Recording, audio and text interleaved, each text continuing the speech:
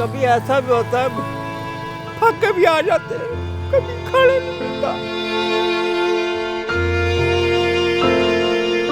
कभी खाना नहीं मिलता, भूखे रह जाते हैं।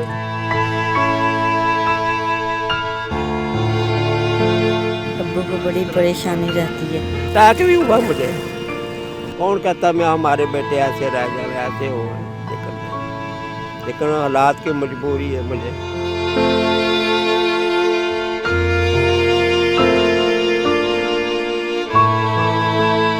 अस्सलाम वालेकुम जी, लम्हा न्यूज़ के साथ मैं हूं आपकी होस्ट उफेरा फैज़।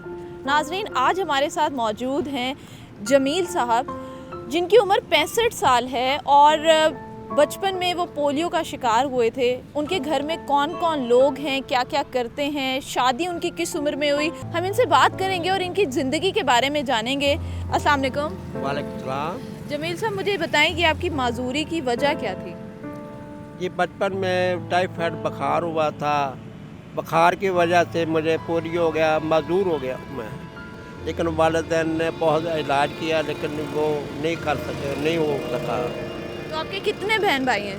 हमारे बहन भाई हैं, 2 भाई हैं, 3 बहनें हैं। 2 भाई और 3 बहनें आपकी। तो बचपन में जब आप पोलियो आपको हुआ, उसके बाद आप किस तरह से अपनी ज़िंदगी गुजारना? मुझे वालिदैन हमारे साथ थे, लेकिन वो उनके वालिदैन के साथ रहा। मैं होटल था, लेकिन उनके साथ मैं अपना काम करता रहा था। आपका अपना होटल था? हाँ जी, अपना होटल था। किस चीज़ का होटल था आपका? चाय का होटल था। चाय के होटल के आप मालिक थे। उसके बाद अब इस तरह व्हील चेयर पे सड़क किनारे ये रुमाल बेचना, ये सब कैसे हुआ? जी, फिर वालिदैन मतलब फौत हो गए। फिर वो पर्दा करने से बाद फिर मेरी 40 साल के उम्र से मेरी शादी हो गई। पहले भाई के साथ रहता था, लेकिन उन्होंने फिर हमारा पीछा छोड़ दिया। जमील साहब, ये खाली ये कपड़ा एक कितने का बिक जाता होगा? ये 30 रुपए का मैं बेचता हूँ जी। कोई आ जाता है, कोई अल्लाह का बंदा 100 भी दे जाता है, कोई 50 भी दे जाता है, कोई 30 दे जाता है, ऐसे बस गुजारा चलता तो है। आप रह कहाँ पे रहे? अपना घर है आपका? नहीं जी, हमारा घर अपना कोई नहीं है। आपके घर का किराया कितना है? 7000। ये किस तरह से आपका गुजारा कैसे होता है? मुझे कभी ऐसा भी होता है, थक के भी आ जाते हैं, कभी खाना नहीं मिलता, कभी खाना नहीं मिलता, भूखे रह जाते हैं।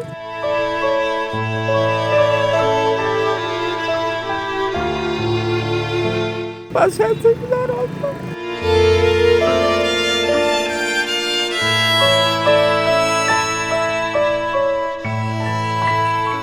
ये मेरे पास खुद अल्फाज नहीं है, मैं किस तरह से इनको तसल्ली दूं, क्योंकि इनकी जो हालत है।